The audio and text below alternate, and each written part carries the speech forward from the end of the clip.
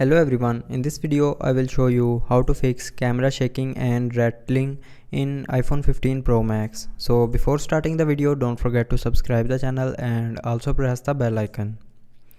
So to solve this problem, first of all open settings.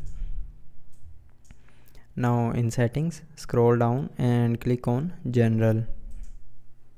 Now here click on software updates and check if your iPhone is updated to latest iOS version or not. If your iPhone is not updated to latest iOS version, then update it to latest iOS version which is launched, and after that the camera will start working properly. And if it doesn't fix your problem, then open settings again.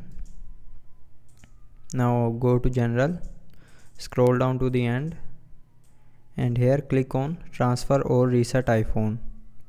Now click on reset and then click on reset all settings. Now enter your lock screen passcode and then again click on reset all settings to confirm reset. It will reset all your iPhone settings, but it will not delete your any gallery data, photos or videos and any other data from your iPhone. It will just reset your all iPhone settings. So after resetting all the settings, restart your iPhone. So to restart your iPhone, press and hold the power button and volume down button at the same time.